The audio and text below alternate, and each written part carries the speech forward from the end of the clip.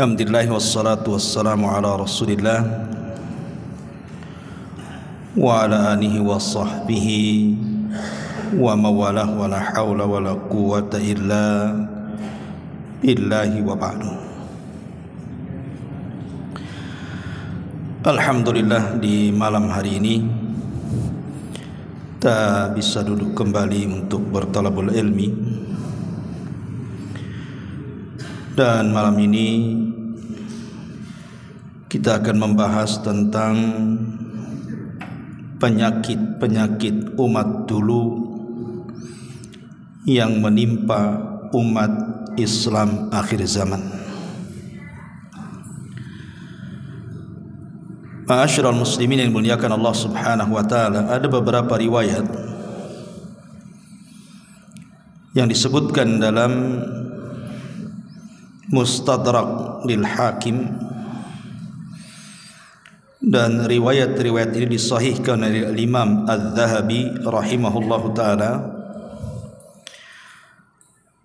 walaupun ada yang mendhaifkan sebagian ulama, tapi Syekh Nasiruddin Al-Albani rahimahullahu taala menghasankan riwayatnya. Kita baca hadisnya baru kita jelaskan. An Abi Hurairah radhiyallahu anhu qala Sami'tu Rasulullah sallallahu alaihi wasallam yaqul. Dari Abi Hurairah, semoga Allah meridai beliau, dia berkata, aku mendengar Nabi sallallahu alaihi wasallam bersabda,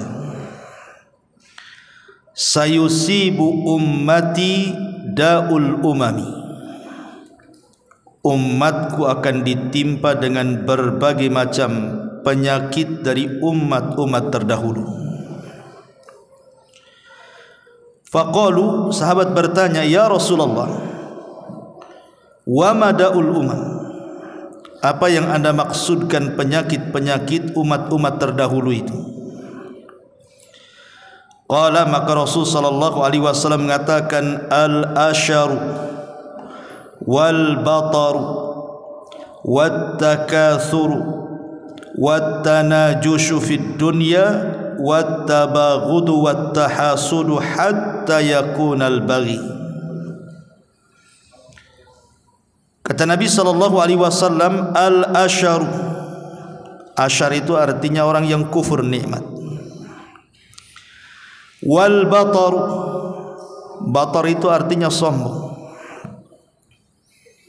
Wat takatsuru, takatsur artinya berlomba-lomba memperbanyak dunia. Wat tanajusu fid dunya, dan saling tipu menipu dalam urusan dunia. Wat tabaghudu, dan saling benci membenci. Wat tahasudu, dan saling hasad menghasadi. Hatta yakunal baghi, sampai kemudian mereka melampaui batas. Dalam riwayat yang lain, sayusibu ummati da'ul umami al-ashar wal batar wat takatsur wat tasakhun fid dunya, akan tertimpa umatku penyakit kufur nikmat, kesombongan, berlomba-lomba dalam mengumpulkan harta, wat tasyakhun. Di sini ada kalimat tasyakhun fid dunya, saling bermusuhan karena urusan dunia. Dalam riwayat yang lain, innahu sayusibu ummati da'ul umam, sesungguhnya akan ditimpa umatku dengan berbagai macam penyakit umat-umat terdahulu. Kemudian Rasul mengatakan, al-asharu wal bataru wat takatsuru wat tanafusu fid dunya. Di sini ada tambahan at-tanafus, saling berlomba-lomba mengejar-ngejar dunia. Hatta al-baghyu thumma yakunul haraj, sehingga mereka melampaui batas dan berakhir dengan saling pembunuhan, berakhir dengan saling bunuh-membunuh. Ma'asyiral muslimin yang dimuliakan Allah Subhanahu wa taala, kalau kita kumpulkan dari semua riwayat berarti ada 10 penyakit di sini.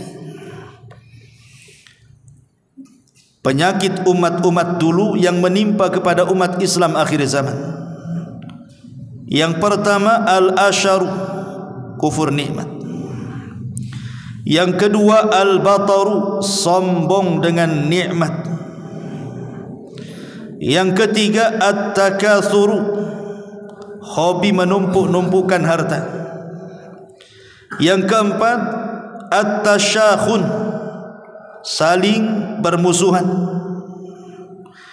Yang kelima at-tabaghud, saling dengki-mendengki. Yang keenam at-tahasud, saling hasad menghasadi.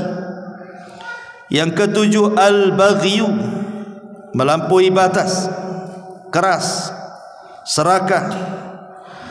Kemudian yang nomor 8 at-tanajus, tipu menipu, membuat makar dalam mencari dunia. Yang ke-9 at-tanafus, berlomba-lomba mengejar dunia dan meninggalkan akhirat. Dan yang terakhir yang ke-10 al-haraju, pembunuhan. Inilah 10 penyakit yang menimpa umat terdahulu. Ma'asyiral muslimin yang dimuliakan Allah Subhanahu wa taala, sebenarnya 10 perkara ini juga disebutkan di banyak riwayat secara terpisah dalam hadis-hadis yang dikeluarkan Bukhari dan Muslim. Artinya sekalipun anggaplah hadis yang kita baca ini lemah, karena ada sebagian ulama melemahkan, tapi sebagian maknanya atau makna-makna isinya semua sahih. Contoh umpamanya Nabi SAW mengatakan dalam hadis Muslim, la tahasadu wala tanajasu wala tabaghadu wala tadabaru wala yabi ba'dukum ala bai'i ba'din. Jangan kalian saling dengki, jangan kalian saling najas, jangan kalian saling hasad membelakangi, dan begitu seterusnya. Tapi sekali lagi riwayat ini disahihkan oleh Imam Az-Zahabi dan dihasankan oleh Syekh Nasiruddin Al-Albani rahimahullahu taala, dan diriwayatkan oleh Al-Imam Hakim dalam kitabnya Al-Mustadrak. Ma'asyiral muslimin yang dimuliakan Allah Azza wa Jalla, baik kita akan memulai syarahan daripada hadis ini. Ma'asyiral muslimin yang dimuliakan Allah Subhanahu wa taala, di dalam sebuah hadis Nabi SAW mengatakan, la ya'ti zamanun illa alladhi ba'dahu syarru minhu. Tidak akan datang zamannya kecuali setelahnya pasti lebih buruk. Tidak mungkin umat belakangan lebih baik daripada umat sebelumnya. Namanya umat belakangan menjauh dari zaman Rasul itu pasti akan lebih buruk kondisinya. Makanya Nabi SAW mengatakan, yataqarabuz zaman wa yanqusul amal wa yulqash syukh wa tadharul fitan wa yakthurul haraj. Di antara tanda-tanda kiamat adalah berdekatannya waktu, kurangnya orang beramal, banyaknya orang bakhil, banyaknya fitnah, dan banyaknya pembunuhan.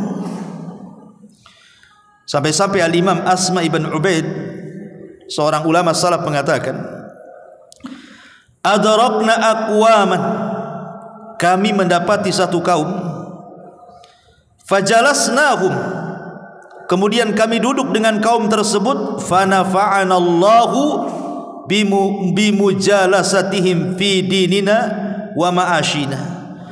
Dengan duduknya aku bersama mereka, Allah berikan manfaat, baik urusan dunia, urusan agama, semuanya ada manfaatnya di situ.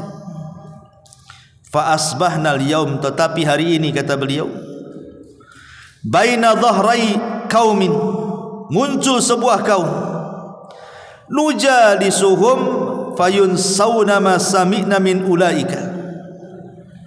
Duduk-duduk bersama mereka, dilupakan semuanya, tidak seperti mereka. Artinya duduk tidak ada manfaat dunia, tidak pula ada manfaat akhirat. Ini yang ngomong Asma bin Ubaid di zaman salaf dulu, apalagi di zaman sekarang.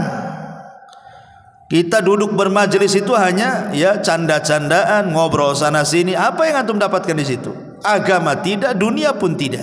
Menghabiskan waktu aja ngomong di situ. Makanya kenapa kemudian zaman semakin jauh dari kondisi di zaman Rasul itu, pasti akan lebih buruk kondisinya.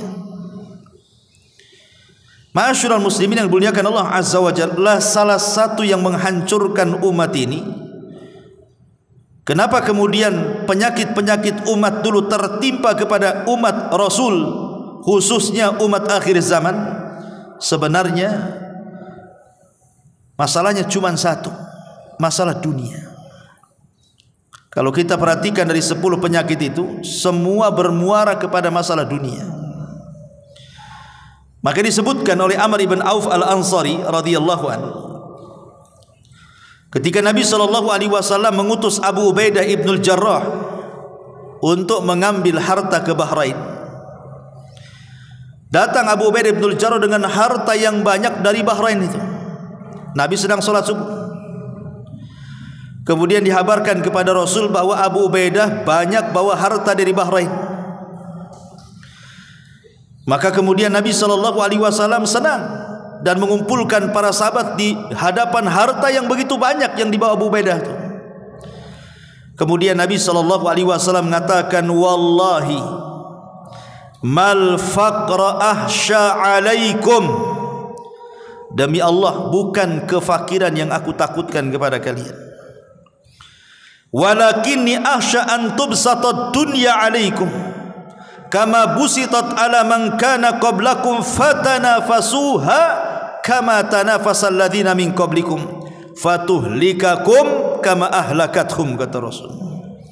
Tapi yang aku takutkan, kata Rasul, kalau dunia dibentangkan kepada kalian seperti dahulu orang-orang umat-umat dulu dibentangkan dunia kepada mereka, kemudian kalian saling berlomba-lomba seperti umat dulu, kemudian Allah hancurkan kalian sebagaimana umat dulu Allah hancurkan. Ini yang ditakutkan Nabi SAW. Karena kalau sudah dibentangkan harta itu, kalla innal insana la yatgha an ra'ahus taghna, sekali-kali manusia itu akan mudah melampaui batas, mudah jahat ketika dunia dibentangkan di hadapannya. Ma'asyiral muslimin yang dimuliakan Allah Subhanahu wa taala, baik kita akan rinci satu persatu 10 penyakit umat dulu. Yang pertama al-asyar. Asyar itu artinya kufur nikmat, mengingkari nikmat Allah Subhanahu wa taala. Dulu di dalam surah As-Saba ayat 16 dikisahkan ada sebuah kaum namanya Kerajaan Sabah. Sabah itu di mana? Di Yaman. Negeri Sabah itu negeri yang paling indah, negeri yang paling kaya di zaman itu. Saking indah dan kayanya, orang-orang menyebut negeri Sabah itu sebagai jannah sorga, dan membuat cemburu negeri-negeri yang lain apabila melihat negeri Sabah itu, saking indah dan kayanya.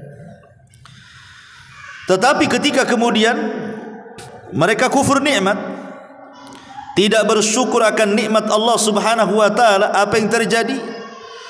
Allah Subhanahu wa taala binasakan negeri tersebut.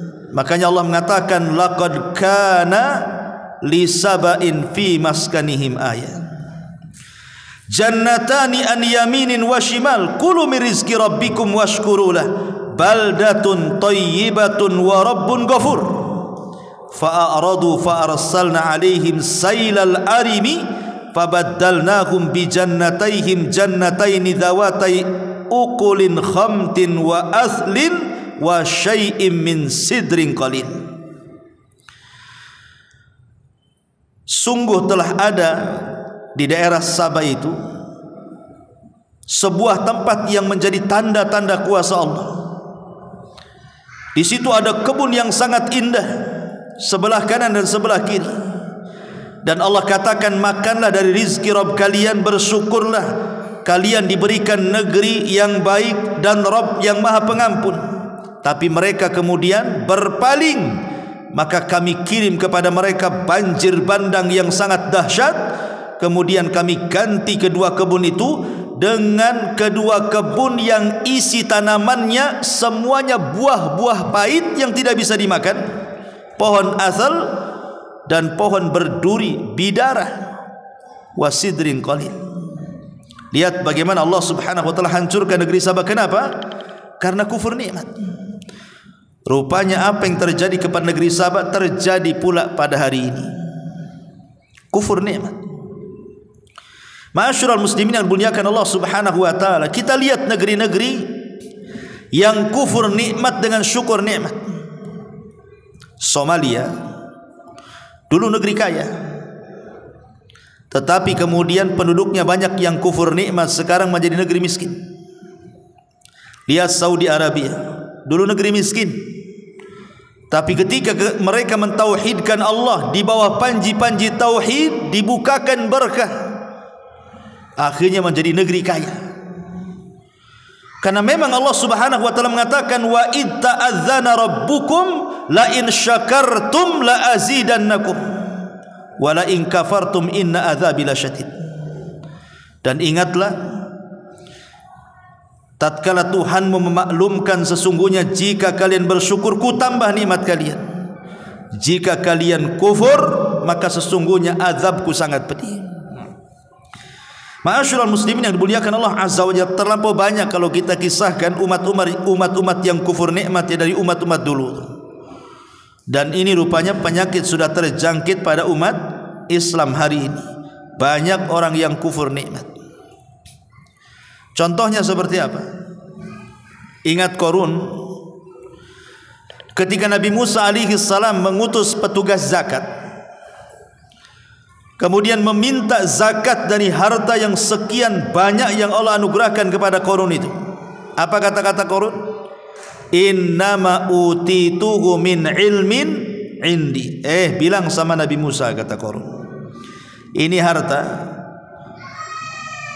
harta karena kecerdasanku, bukan karena dia. Jadi Qarun ini mengingkari kebaikan Nabi Musa yang sudah mendoakan supaya Qarun menjadi orang kaya kan. Dia katakan ini kekayaan karena kecerdasanku, bukan karena dia. Enak saja dia datang minta-minta zakat katanya. Betapa banyak hari ini ikhwatu fiddin yang mereka kufur nikmat dengan bahasa persis dengan bahasa Qarun.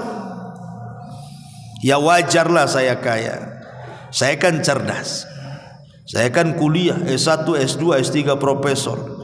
Ya wajar saya insinyur, ya wajar saya dokter, wajarlah saya anggota dewan, wajar semuanya saya kaya. Seolah-olah itu pula yang menjadikan dia kaya. Dia lupa bahwa yang memberikan kekayaan itu Allah Subhanahu wa taala. Jangan seperti Qarun yang mengatakan anania itu sedikit saya, aku, ana. Nasabkan nikmat itu kepada Allah Subhanahu wa taala. Ma'asyiral muslimin yang dimuliakan Allah Azza wa Jalla. Sebab kalau seandainya orang itu mau syukur akan nikmat Allah Azza wa Jalla, Allah sudah janji Allah akan tambah nikmat itu. Dalam Sahih Bukhari disebutkan satu kisah ketika Rasul sallallahu alaihi wasallam mengkisahkan umat dulu. Jadi ada anak muda itu berjalan di pematang sawah. Tiba-tiba dari atas langit, di balik awan itu ada suara. Suaranya gimana? Iski hadiqata fulan, hujani kebunnya si fulan katanya. Kaget nih anak muda yang berjalan pematang sawah itu, kok ada suara muncul dari balik awan. Dan awan itu hitam dan mengandung air, kemudian berjalan, kemudian diikuti oleh anak muda. Kemana awan itu pergi? Ketika kemudian sampai di sepetak tanah, tiba-tiba hujan dan hanya sepetak tanah itu saja itu. Ingat kejadian alam waktu di mana tuh? Di Jawa Barat ya. Yang hujan di satu rumah saja. Ya. Artinya tidak mustahil bagi Allah Subhanahu wa taala kan membuat fenomena alam seperti itu. Yang dihujani hanya sepetak tanah itu saja. Kemudian heranlah anak muda ini, kenapa tanah seluas-luas itu kok yang dihujani sepetak itu saja, kemudian habis itu awannya pergi. Jadi Anak muda ini menunggu siapalah pemilik sepetak lahan itu. Ditunggu, rupanya datang pemiliknya. Kemudian ditanya, siapa namamu? Fulan ibn Fulan. Kaget karena namanya persis seperti yang disebutkan suara yang di atas awan itu. Kemudian mulailah dia bertanya, apa yang kau lakukan? Karena ini kan keajaiban alam itu, kok bisa gitu ya. Akhirnya kemudian dia mengatakan, apabila hasil panen daripada kebunku ini aku bagi 3 katanya. Sepertiga untuk dikembalikan kepada kebunku, sepertiga dimakan untuk aku dan keluargaku, dan sepertiga aku infakkan kepada fuqara wal masakin katanya. Kata anak muda ini, oh jangan-jangan itu pula menyebabkan awan ini menghujani kebunmu katanya. Lihat, orang yang syukur nikmat itu Allah Subhanahu wa taala akan tambah. Ini yang pertama. Yang kedua, al-batar. Penyakit yang kedua, sombong. Ma'asyiral muslimin yang dimuliakan Allah Subhanahu wa taala, sombong adalah penyakit iblis. Makanya Allah mengatakan, aba wastakbara wa kana minal kafirin. Iblis itu enggan, iblis itu sombong, termasuk makhluk Allah yang kafir. Kapan itu? Saat disuruh sujud kepada Adam, tak mau dia, ogah-ogahan. Kenapa dia tak mau? Karena sombong. Berarti sombong itu yang menghalangi iblis dapat hidayah. Fir'aun dikenal kesombongannya itu, sampai-sampai dia sesumbar di hadapan kaumnya, ya qaumi alaysa li mulku Misr wa hadhil anhar tajri min tahti. Dengan sombongnya Fir'aun mengatakan, hei kaumku, Mesir ini berada di bawah tanganku, dan lautan-lautan yang ada di Mesir itu di bawah kakiku katanya. Wa ana rabbukumul a'la, dan saya Rabb kalian yang paling tinggi. Siapa lagi yang lebih sombong dibandingkan Fir'aun?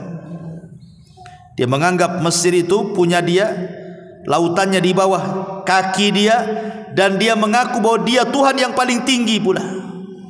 Tapi lihat kesombongan Fir'aun ini, ketika dia mengatakan bahwa lautan di bawah kakinya, akhirnya Allah perintahkan tentara Allah lautannya untuk menenggelamkan si Fir'aun itu.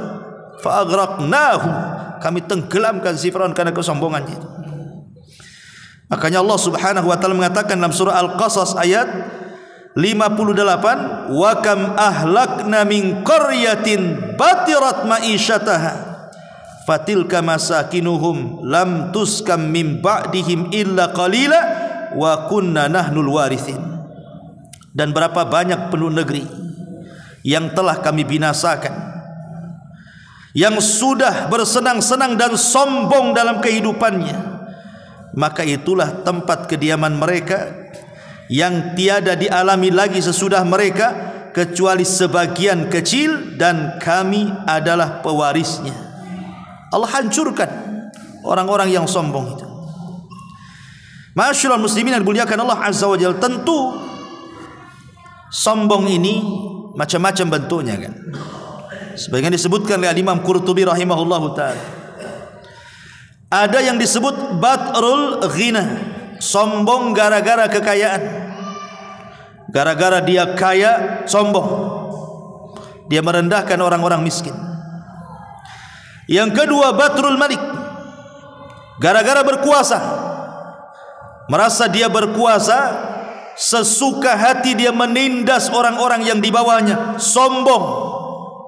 Lihat orang-orang yang berkuasa itu sombongnya, naudzubillah. Masya Allah kalau ngomong itu kayak nggak ngerem lagi, seolah-olah milik dia aja dunia. Dia tidak tahu dia ada akhirnya.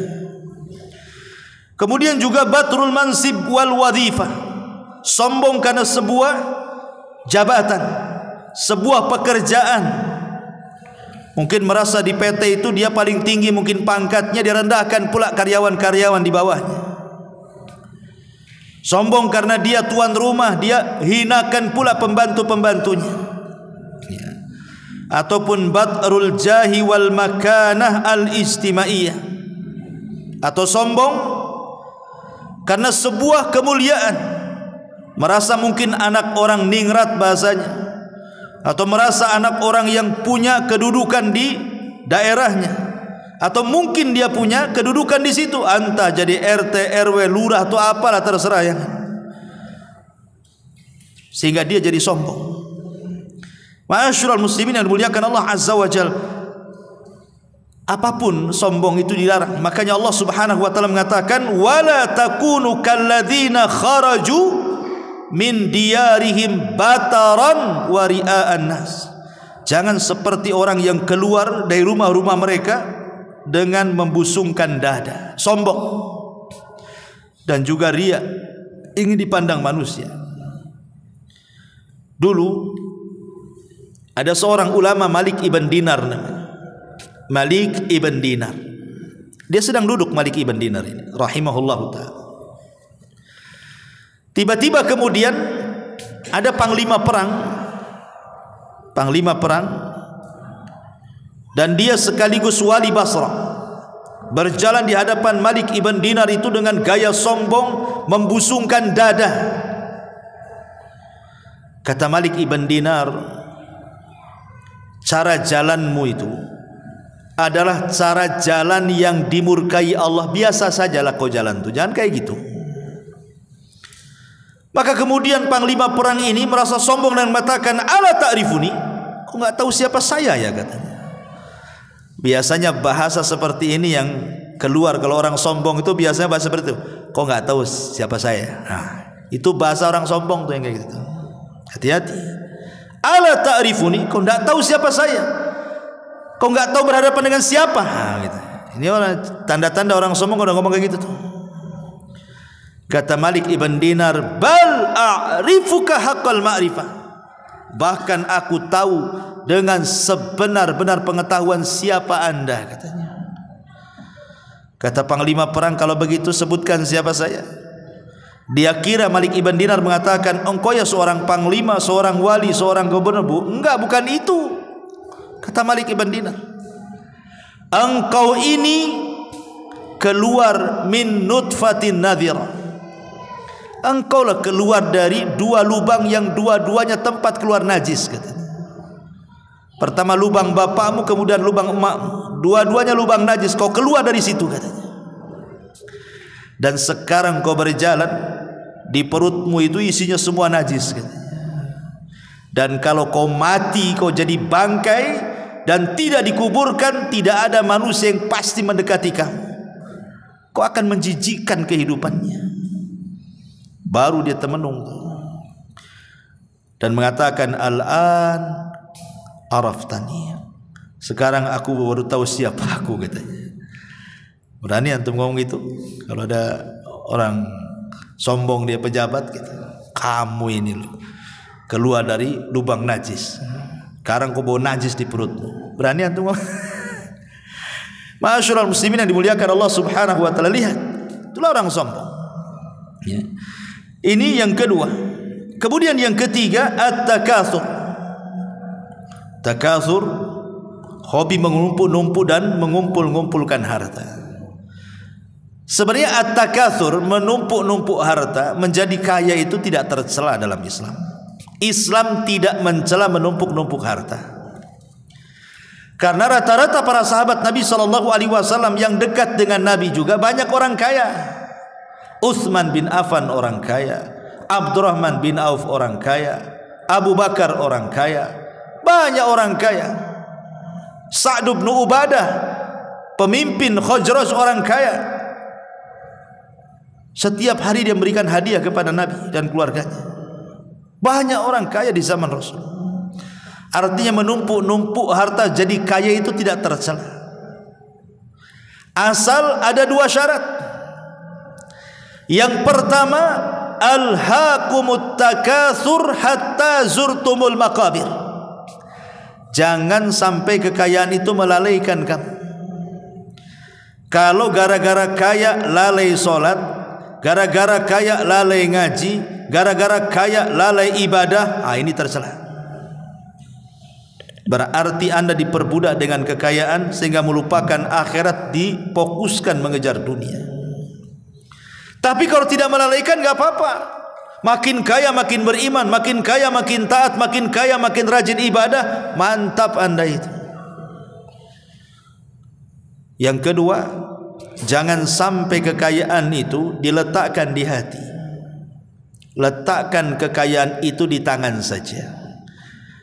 Kalaupun seandainya kekayaan hilang itu, anggaplah kekayaan dari tangan pindah ke tangan yang lain. Hati ini khusus diberikan kepada Allah. Itulah yang disebut dengan zuhud.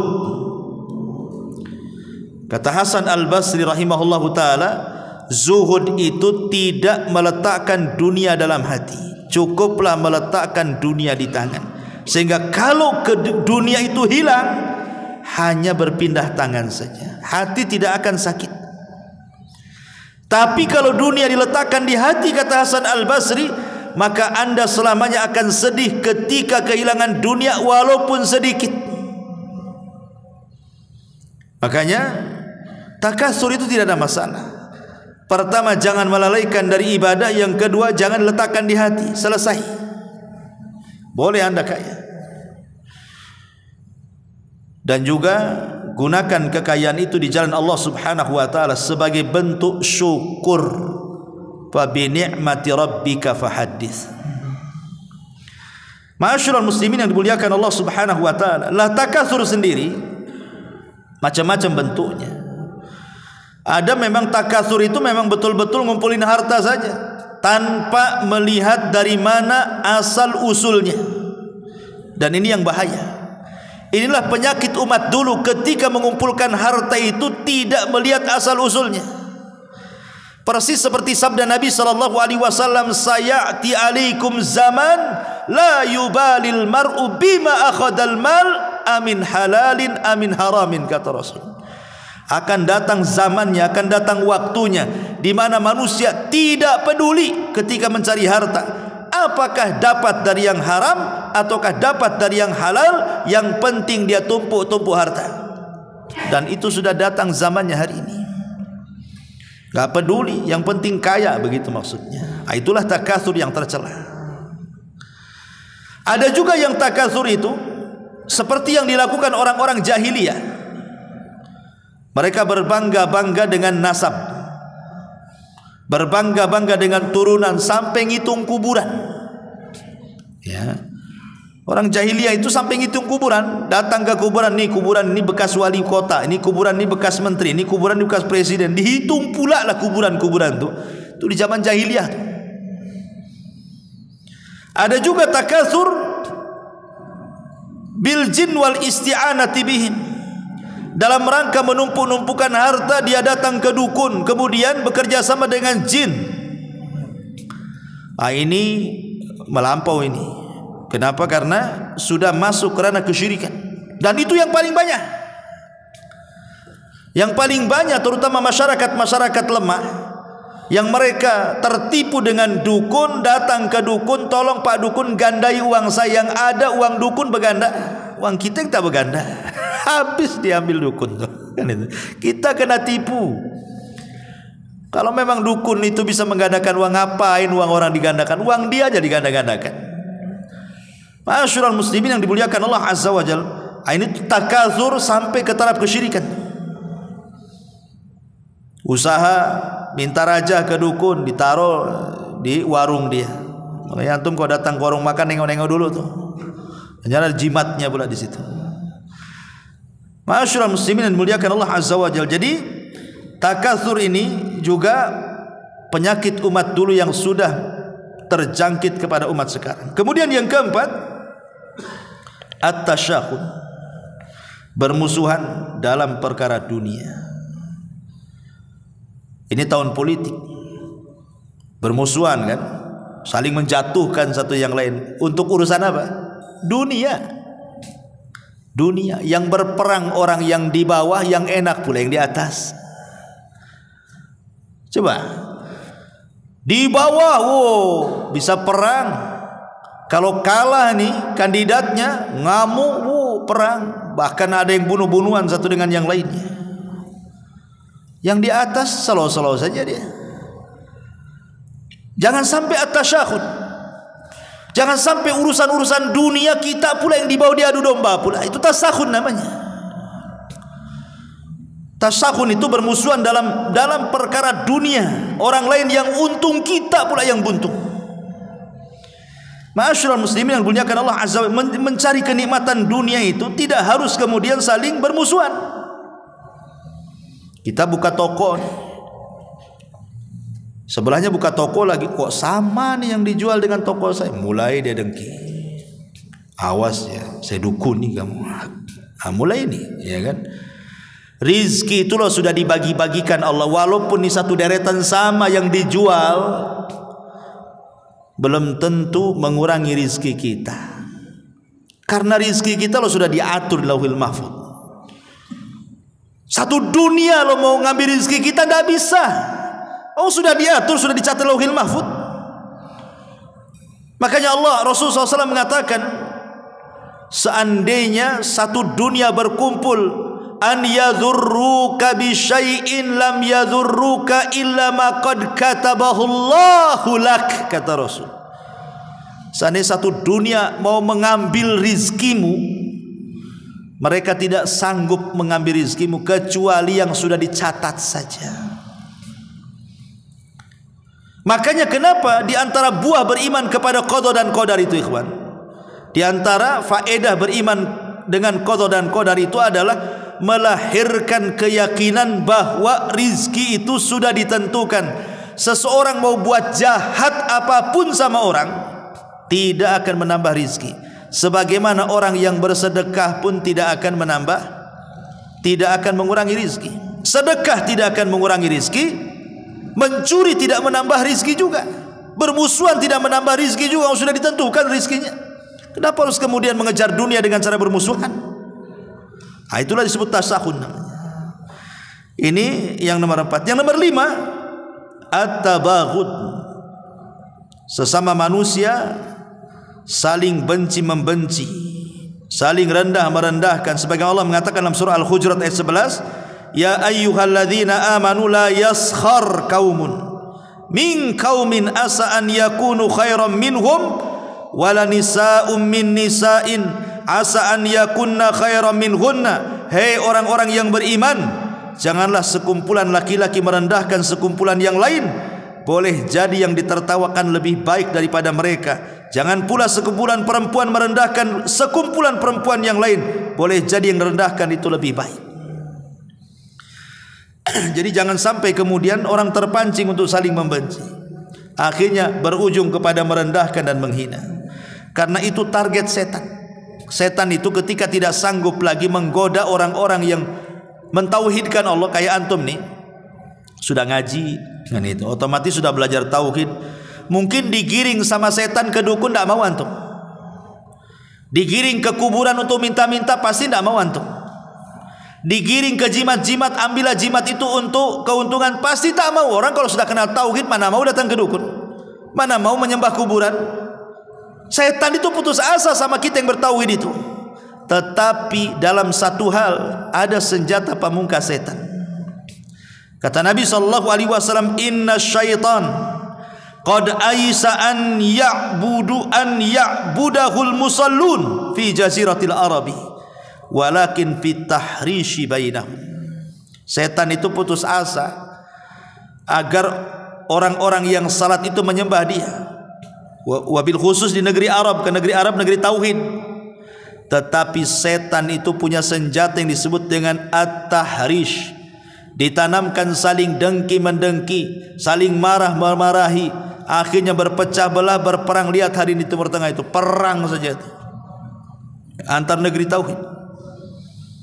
Sama juga orang yang sudah ngaji tauhid dibuat musuhan satu dengan yang lain, itulah namanya tahrish tuh.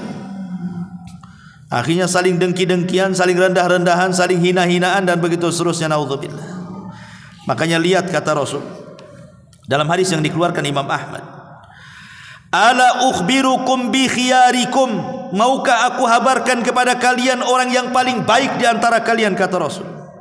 Kata sahabat, bala ya Rasul, tentu Rasul. Siapa orang yang paling baik di antara kita itu? Kata Rasul, alladzina idza ru'u dzikr idza dzukirallah thumma qala ala ukhbirukum bi syararikum. Kata Nabi SAW,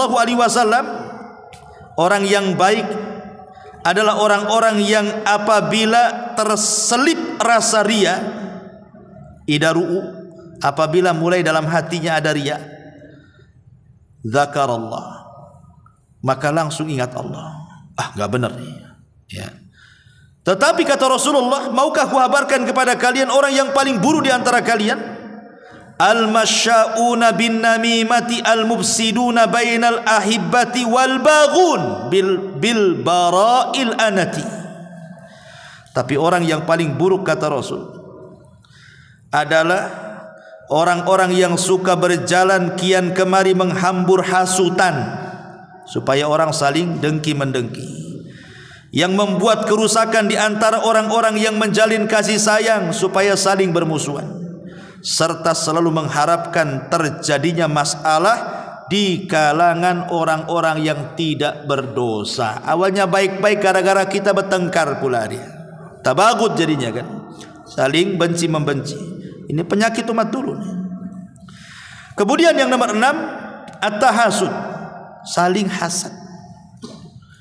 Kata Rasul, iyyakum wal hasad, hati-hati jangan hasad kalian. Fa innal hasada ya'kulul hasanat kama ta'kulun narul hatab. Karena sesungguhnya hasad itu mengikis pahala sebagaimana api mengikis kayu bakar. Ma'asyiral muslimin yang dimuliakan Allah Azza wa Jalla, hasad ini bahaya. Makanya kita berlindung dari keburukan orang yang hasad kan, min syarri hasidin idza hasad. Kita berlindung dari orang yang hasad itu. Kenapa? Karena di balik hasad itu, mata-mata orang yang hasad itu membawa penyakit yang disebut dengan sihrul ain namanya. Sihir mata. Orang yang hasad itu matanya mata iblis. Makanya terkadang ikhwatu fiddin, kalau antum buat acara, entah acara makan-makan, walimah, apalah kan itu yang sifatnya ngundang orang, ya, antum kan tidak tahu orang yang sebanyak yang antum undang itu baik semua kan? Emangnya tahu yang diundang itu baik semua? Bisa saja kemudian orang-orang yang antum undang itu ada hasad sama kita. Entah memandang barang-barang di rumah kita, entah memandang kendaraan kita, entah memandang anak-anak kita, istri kita, dan begitu seterusnya. Siapa yang tahu orang yang kita undang itu bawa hasad? Makanya kenapa kita disuruh berdoa kepada Allah kalau ngundang orang itu. Ya, disuruh berdoa kepada Allah Azza wa Jalla supaya orang-orang yang kita undang itu tidak membawa hasad. Berdoa, Masya Allah la quwata illa billah, Masya Allah la quwata illa billah. Karena doa ini menolak hasad. Dan lawanlah hasad itu dengan lawannya. Kalau hasad itu artinya hendak menghilangkan nikmat kita, berarti kita lawannya adalah supaya bagaimana nikmat kita tidak hilang, minta keberkahan kepada Allah. Lawan hasad dengan lawannya. Apa lawan hasad? Berkah. Berkah itu menambah nikmat. Kalau hasad itu menghilangkan nikmat. Maka setiap Allah berikan nikmat kepada kita, minta doa kepada Allah supaya diberkahi. Pamannya antum baru beli mobil, ya Allah berkahi mobil saya. Kalau antum baru punya anak, ya Allah berkahi anak saya. Kalau antum baru bangun rumah, ya Allah berkahi rumah saya. Kalau antum baru beli rumah, ya Allah berkahi rumah saya. Begitu, minta kepada Allah keberkahannya supaya tidak terkena hasad orang hasad. Itu namanya melawan hasad dengan lawannya. Karena hasad ini penyakit orang dulu. Bahkan hasad ini penyakit yang terjadi pertama di langit dan penyakit yang terjadi pertama di bumi. Itulah hasad. Yang terjadi pertama di langit hasadnya iblis kepada Adam.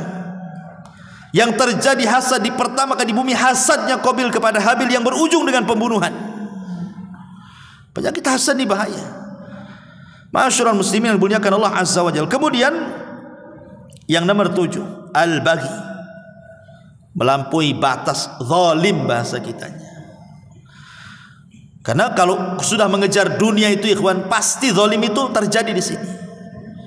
Zalim itu. Makanya saya pernah membuat kajian itu, jangan pernah melakukan kezaliman kepada 3 manusia.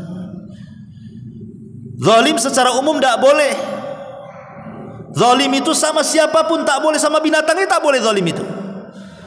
Makanya ada hadis yang mengatakan udzibatil mar'atu fi hirratin habasata, gara-gara seekor kucing wanita dimasukkan neraka, diazab lagi oleh Allah Azza wa Jalla.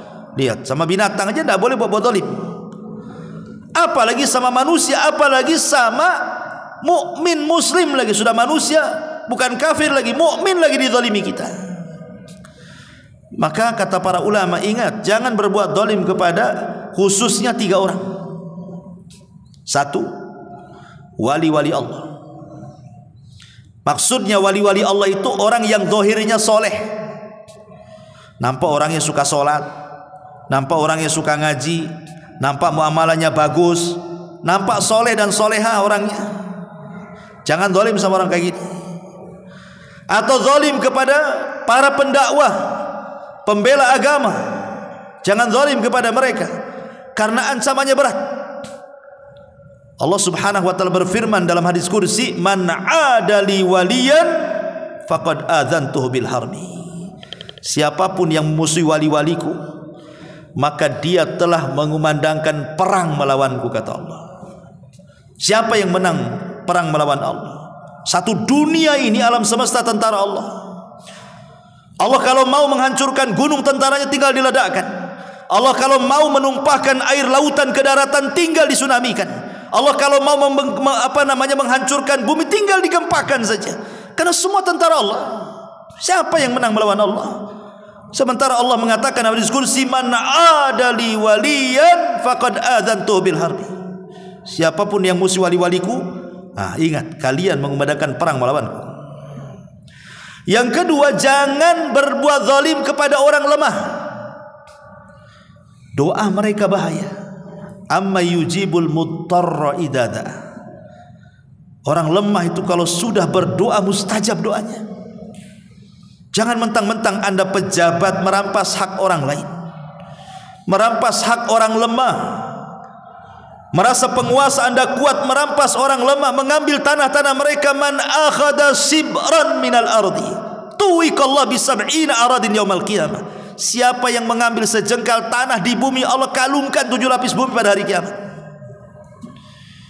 Jangan menindas orang lemah, anak-anak yatim yang tidak berdaya. Alladzina ya'kuluna amwalal yatama zulman innama ya'kuluna fi butunihim nara. Siapapun yang memakan harta anak yatim secara zalim, hakikatnya Allah sudah memakankan di perutnya api neraka. Jangan menindas orang lemah, karena doa mereka itu mustajab. Yang ketiga, jangan menzalimi kedua orang tua, karena doa orang tua itu salasun la turaddu da'watuhum. 3 orang tidak mungkin ditolak dakwanya. Da'watul walid ala waladihi. Doa orang tua ke anaknya. Hati-hati kalau orang tua sudah doanya buruk sama kita, kualat antum. Ya. Al-baghi, kezaliman, ma'ajjalallahu uqubatahu fid dunya qabla al-akhirah. Al-baghi wa qati'atur rahim. Tidak ada dosa yang disegerakan hukumannya di dunia sebelum akhirat. Al-baghi, kezaliman, melampaui batas, dan juga mutus silaturahim. Ini yang ke-7. Yang ke-8, at-tanajus, suka tipu-tipu. Urangi takaran, urangi timbangan, urangi meteran, bandrol harga, nipu-nipu orang, bukan diskon padahal tidak ada diskon, nipu-nipu orang kan gitu. Banyak tipu-tipu, apalagi sekarang nih dunia medsos kan, main COD, lain yang dipesan barang pula datang lain pula. Sampai ke masalah-masalah makanan, GoFood, nampak di gambar cantik gitu kan, rawon, gula, datang asin, auzubillah. Kena tipu antum, kena prank makan.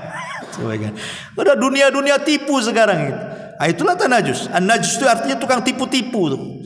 Yang penting untung kan gitu. Ini bahaya. Ma'asyiral muslimin yang dimuliakan Allah Azza wa Jalla. Kemudian yang nomor 9, at-tanafus. Tanafus, berlomba-lomba. Kalau takatsur itu kan mengumpul-ngumpulkan harta, ya tanafus ngejar-ngejar dunia, lupa akhirat. Otaknya itu dunia saja. Sebelum tidur besok cari duit, bangun tidur di mana duit, nanti datang aduh masih kurang duit, jadi duit aja otaknya. Nggak ingat sholat, nggak ingat apa-apa, duit aja tuh ceritanya. Nah, itulah orang tanafus tuh. Kemana-mana hanya otaknya otak duit saja. Itu nama otak dunia.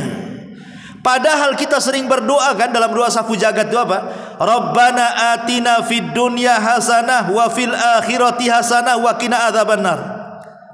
Ini namanya doa sapu jagat. Kenapa? Karena semua disapu doanya, masuk sama doa ini. Satu doa tapi nyapu semua doa.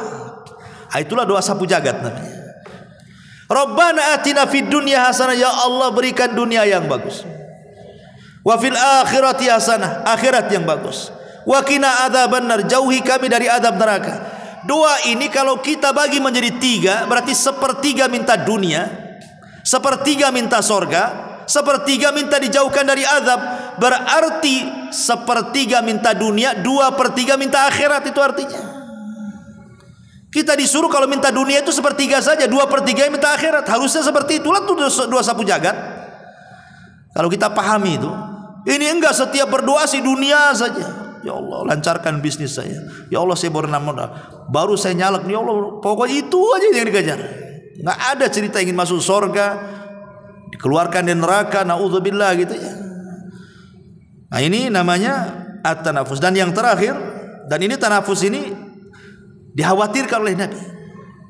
Kenapa demikian? Karena hancurnya umat Islam itu gara-gara penyakit tanafus ini. Kata Nabi SAW, yushikul umamu an tatada alaikum kama tatada al-akalatu ila qas'atiha. Kalian nanti akan dikerumuni musuh-musuh kalian seperti nampan berisi makanan dikejar-kejar orang lapar, dikerumuni orang yang kelaparan. Kata sahabat Rasul, apakah kami sedikit jumlahnya pada waktu itu? Kata Rasul, tidak, kalian banyak, musuh kalian sedikit. Lah kok bisa musuh yang sedikit ngepung yang banyak wahai Rasul? Ya, karena sudah dicabut rasa takut dari musuh kalian kepada kalian, dan Allah tanamkan kehinaan kepada kalian karena kalian sudah ditimpa penyakit wahan, kelemahan. Apa itu wahan? Hubbud dunya wa karahiyatul maut. Terlampau cinta dunia, dikejar-kejarnya dunia, akhirnya apa? Takut mati. Orang kalau investasi dunia di dunia pasti takut mati. Orang kalau investasi dunia di dunia nih, kita cari dunia tapi untuk dunia. Kita cari dunia bangun rumah di dunia, kita cari dunia bangun beli tanah di dunia. Pokoknya semua dunia, nggak ada akhirat sama sekali. Ketika dia mati, takut dia mati. Kenapa? Ditinggalkan rumahnya, ditinggalkan kebunnya, ditinggalkan ATM-nya, ditinggalkan PT-nya, ditinggalkan bisnisnya. Sementara kalau mati tidak ada yang tersisa di akhirat itu. Tapi kalau orang kemudian menanam saham untuk sorga, dia dapat dunia, dia gunakan untuk membangun rumah di sorga. Dia dapat dunia, dia beli kebun di sorga. Dia dapat dunia, dia beli tanam di sorga. Maka saat kematiannya dia akan suka mati daripada hidup. Kenapa? Karena ingin cepat kembali ke investasinya dia yang ada di akhirat. Dan yang terakhir, al-haraj. Akibat mengejar dunia berakhir dengan saling bunuh-bunuhan. Nah ini sampai-sampai Rasul mengatakan, walladzi nafsi biyadi la tadhhabud dunya hatta ya'tiya 'alan nas yaumun. Kata Rasul, demi zat yang jiwaku di tangannya, dunia ini tidak akan lenyap sampai datang satu hari, katanya. La yadri qatil fima qatala wal maqtulu fima qutila. Sampai datang zamannya orang yang membunuh tidak tahu alasannya kenapa dia membunuh, orang yang dibunuh lebih pusing lagi kenapa bisa dibunuh. Nah, itulah zamannya sekarang nih. Ya. Kalau dulu kan jelas bunuh-bunuhan kan. Dalam Islam jelas, Anda membunuh dibunuh, itu namanya qisas. Anda berzina, zina muhsan, dalam Islam rajam kan itu. Kemudian Anda melakukan kerusakan di permukaan bumi, takzirnya umpamanya kata pemerintah bunuh karena dia sudah merusak bumi, narkoba sekian ton, bunuh. Nah, jelas kan itu. Tapi ada yang tidak jelas. Urusan waris bunuh-bunuhan, urusan parkir bunuh-bunuhan, urusan hutang bunuh-bunuhan, urusan apa lagi? Urusan sepele, rebutan pacar bunuh-bunuhan. Malah dia pula yang bunuh diri. Itulah begonya dia. Ya. Ma'asyiral muslimin yang dimuliakan Allah Subhanahu wa taala. Jadi ini masalah urusan dunia-dunia, kok lari kepada bunuh-bunuhan ini? Inilah penyakit umat terdahulu. Inilah 10 penyakit yang disebutkan oleh Nabi sallallahu alaihi wa ala alihi wasallam. Ya, yang pertama al-ashar, kufur nikmat. Yang kedua al-batar, sombong dengan nikmat. Yang ketiga at-takatsur, hobi menumpuk-numpukan harta. Yang keempat at-tasyahun, saling bermusuhan. Yang kelima at-tabaghud, saling dengki-mendengki. Yang keenam at-tahasud, saling hasad. Yang nomor 7 al-baghyu, kezaliman. Yang kedelapan at-tanajus, saling tipu menipu. Yang ke-9 at-tanafus, berlomba-lomba sehingga cinta dunia dan takut mati. Dan yang 10 al-haraju, pembunuhan. Inilah penyakit yang harus kita hindari. Wallahu a'lam bishawab. Mudah-mudahan ada manfaatnya. Subhanakallahumma bihamdika asyhadu an la ilaha illa anta astaghfiruka wa atubu ilaik. Allahu ta'ala alam. Assalamualaikum warahmatullahi wabarakatuh.